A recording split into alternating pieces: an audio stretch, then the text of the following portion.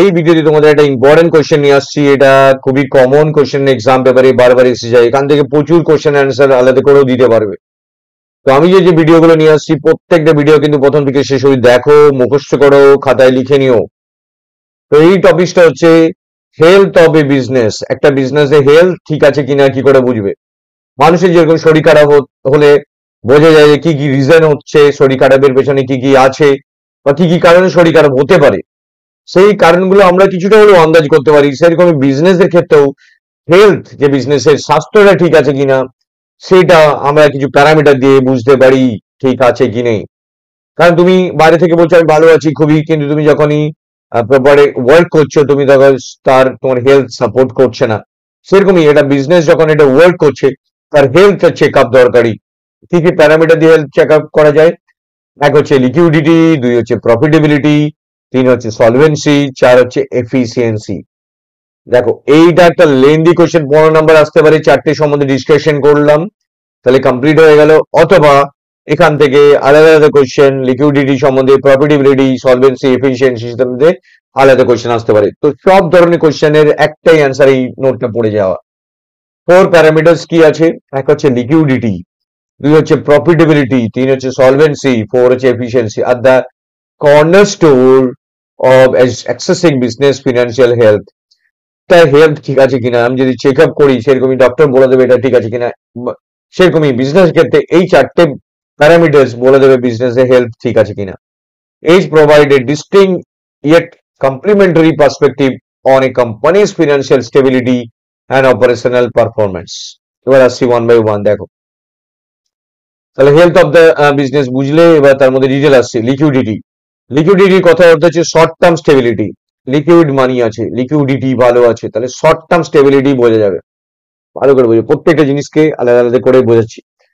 Liquidity refer to a company's ability to meet its short term debt. দেখো liquidity সম্বন্ধে আসছে। Liquidity refer to a company's ability to meet its short term debt obligations using its easily convertible asset. Or যা যে asset আছে, সেই asset দিয়ে ওর ডেটটা মিটিয়ে দিতে পারবে ইজিলি শর্ট টার্মে। It essentially answered the question, can the business pay its bills in the immediate future within 1 year? তোমার যে অ্যাসেট আছে, সেই অ্যাসেট দিয়ে তোমার কি বিল মিটিয়ে দেওয়ার ক্ষমতা আছে? যদি থাকে তাহলে ভালো, যদি না থাকে তাহলে তো বিপদের জন্য আছে। এটা সবচেয়ে ইম্পর্টেন্ট পয়েন্ট। শর্ট টার্মে তুমি কোম্পানিতে বিলগুলো যেগুলো পে করতে পারবে কি পারবে না। এটার মধ্যে রেশিও কি আছে? এটার মধ্যে রেশিও আছে, এক নম্বর হচ্ছে কারেন্ট রেশিও। এটা ফর্মুলা কি? কারেন্ট রেশিও হচ্ছে current asset versus current liabilities. তোমার যে অ্যাসেট আছে আর তার লায়াবিলিটিস যা আছে, তার মধ্যে ডিভাইড করলেই পেয়ে যাবে current ratio. Ratio greater than 1 is generally favourable. যদি একের বেশি হয়, তোর অ্যাসেট আছে 20 লক্ষ টাকার, লায়াবিলিটি আছে 15 লক্ষ টাকার, তাহলে বেশি হবে, একের বেশি হবে। তাহলে এই যে জিনিসটা যেখানে ফেভারেবল, তখন বলবো কোম্পানি ভালো সিচুয়েশন আছে। Suggesting that company has more current asset than current debt, ধারের চেয়ে প্রপার্টি বেশি আছে। Number two, quick ratio, acid test যেটাকে বলা, এটা আলাদা করে আসলে অ্যাসিড টেস্ট হিসেবে আসতে পারে। এটা অ্যাসিড টেস্ট রেশিও। ক্যাশ যেটা আছে তোমার, মার্কেটেবল সিকিউরিটি যেটা আছে, প্লাস অ্যাকাউন্ট রিসিভেবল যেটা পাবে, ডিভাইড বাই কারেন্ট লায়াবিলিটিস। মানে তোমার যেটা অ্যাসেট ছিল ওটা আলাদা ফর্মুলা, এখানে হচ্ছে অ্যাসিড টেস্ট। ক্যাশ যেটা আছে, মার্কেটের সিকিউরিটি যেটা দেওয়া আছে, অ্যাকাউন্ট যেটা টাকা পাবে, divide by current liabilities. Current liabilities সবসময় নিচে থাকছে। This is stricter measure as it is exclude inventory which can take time to sell from current asset। তাহলে আমরা এখান থেকে যেটা পেলাম, সেটা মেনলি ফার্স্ট যেটা পয়েন্ট পেলাম লিকুইডিটি। তাহলে এখানে দুটো রেশিও পেলাম, একটা কারেন্ট রেশিও, একটা অ্যাসিড টেস্ট রেশিও।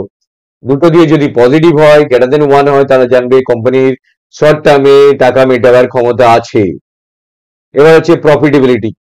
এগুলো যদি সম্বন্ধে তাহলে শর্ট নোট হয়ে যাচ্ছে আর পুরো কোশ্চেন অ্যান্সারটাও হয়ে যাচ্ছে। প্রফিটেবিলিটি, প্রফিটেবিলিটি ইন্ডিকেট প্রফিটি মিট আর্নিং পাওয়ার, টাকা কমাবার ক্ষমতাটা, টাকা আসার ক্ষমতাটা। Profitability indicate the company's ability to generate profits relative to its revenue, asset and equity. It measures the company ultimate success and answer the questions. Is the business generating sufficient returns, ওখান থেকে টাকা আসবে তো, আমি invest করেছি। Sustain and grow its operation, যে কাজটা করছে সেটা থেকে টাকা আসবে তো, নাকি আসবে না, লস হবে। এটা আর্নিং পাওয়ার্স কে বোঝাচ্ছে। এর রেশিওস কি আছে? এক নম্বর হচ্ছে gross profit margin, net sale minus cost of goods sold divide by net sale. Net sale যা হয়েছে সেখান থেকে যে যে জিনিসপত্র কেনার মাইনাস করে ডিভাইড বাই নেট সেল করে যদি পজিটিভ আসে, যার ভালো মার্জিন আছে। Measure profit margin after only considering the direct cost of goods and service sold. Net profit margin, net income divided by net sale, measure the percentage of remaining after all expenses including tax and interest have been deducted. এটা কিন্তু net, এটা তোমার কাছে সব দেওয়ার পর রইল।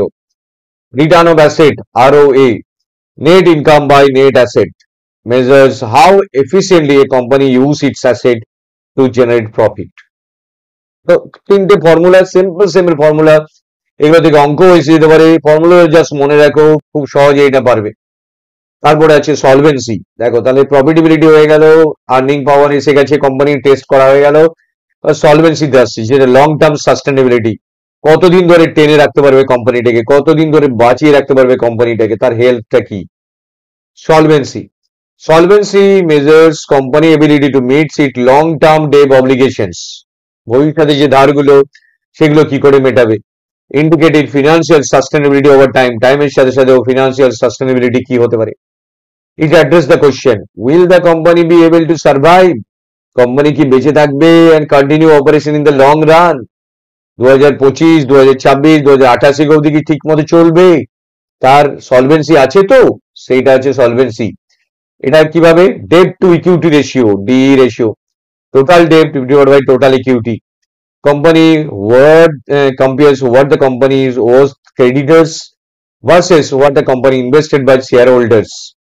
Date versus equity ratio করলেই হয়ে যাবে এটা।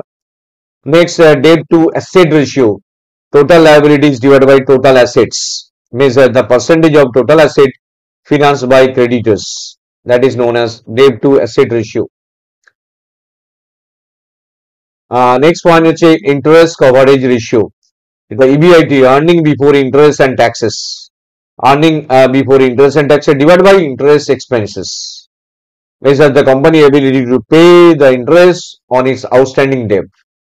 তাহলে ভবিষ্যতে তোমার কোম্পানি ঠিক মতো চলবে তো, অনেকদিন লং টার্মে আসবে তো, তার জন্য যে রেশিও গুলোকে এখানে বললাম, দেখো debt to equity ratio, debt to asset ratio, and last one is interest coverage ratio. Next one is efficiency, last point হচ্ছে এফিসিয়েন্সি, যেটা হচ্ছে রিসোর্স কে ম্যানেজ করতে পারবে তো। তাহলে দেখো প্রত্যেকটা জিনিস হয়ে গেল। একটা ফার্স্ট হচ্ছে তোমরা কি পেলে, প্রফিটেবিলিটি একটা এলো, এরপর আছে efficiency, efficiency may resource management, efficiency also called activity or turnover ratio reflect how effectively company uses asset and manage its operation to generate sale and maximize profit. It answers the question, how will the business managing its resources, বিজনেসটা কিভাবে resource গুলোকে use করছে, inventory receivable ঠিকঠাক আছে তো, efficiently resource management, প্রত্যেকটা জিনিস check করে নিলেই জানবে যে কোম্পানি ঠিকঠাক আছে। এখানে কি হবে, এক হচ্ছে ইনভেন্টারি টার্নওভার আছে কিনা, cost of goods sold divide by average inventory, এটাকে বলা হয় inventory turnover. It measure how quickly inventory sold আর রিপ্লেস, কত তাড়াতাড়ি জিনিসপত্রগুলো বিক্রি হয়ে যাচ্ছে। And higher ratio usually better, but it varies by industry.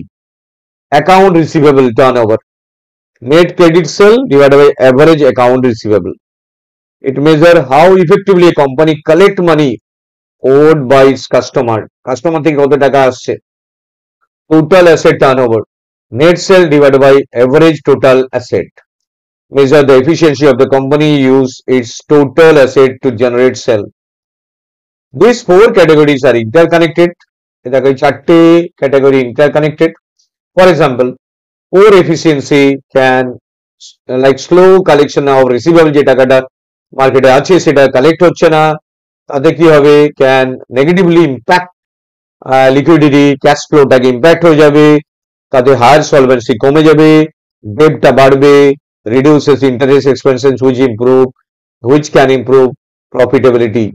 তো পুরোটা কিন্তু reduce interest expenses which can improve profitability, তাহলে কিন্তু প্রত্যেকটা কানেক্টেড। দেখো ভালো করে বোঝো, আমি যদি স্লো কালেকশন অফ রিসিভেবল করি, ওর এফিসিয়েন্সি, দেন কি হতে পারে, নেগেটিভলি ইম্প্যাক্ট করবে ক্যাশ ফ্লোতে। তাতে ডেট, হাই সলভেন্সি ডেট, লো ডেট, ইন্টারেস্ট এক্সপেন্সেস রিডিউস করবে interest expenses, which can group profitability. তো কিন্তু প্রত্যেকটা জিনিস কিন্তু একটা হেলথের জন্য খুব দরকার। দেখো একেবারে সংক্ষেপে আমি প্রত্যেকটা জিনিস বলে দিচ্ছি, জাস্ট একদম জিস্টে। তো ফার্স্ট হচ্ছে লিকুইডিটি, তার মানে শর্ট টার্ম স্টেবিলিটি আছে কিনা। যদি শর্ট টার্ম স্টেবিলিটি না থাকে, 1 বছরের মধ্যে মেটাবার ক্ষমতা, কারেন্ট রেশিও, কুইক রেশিও, তাহলে কিন্তু তোমার কিন্তু বিজনেসে ডাউন থাকতে পারে।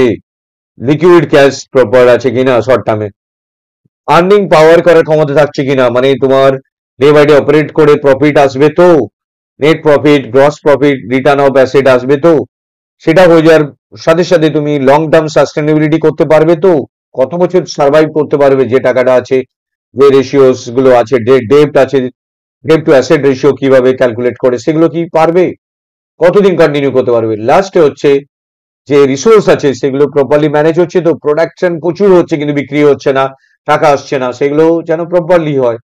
চারটে মাথায় রাখবে, চারটে পয়েন্ট, এই পয়েন্ট গুলো কিন্তু 15 নম্বরে কম্প্যাক্ট থিওরি কোয়েশ্চেন আসতে পারে, অথবা শর্ট বাই শর্ট কোয়েশ্চেন আসতে পারে। তো যা যা পড়ালাম প্রত্যেকটা খাতায় লিখে একবার প্র্যাকটিস করে নাও, ডেফিনেটলি তোমাদের পরীক্ষা ভালো হবে। So thank you very much for watching this video. Share and subscribe it. Thank you.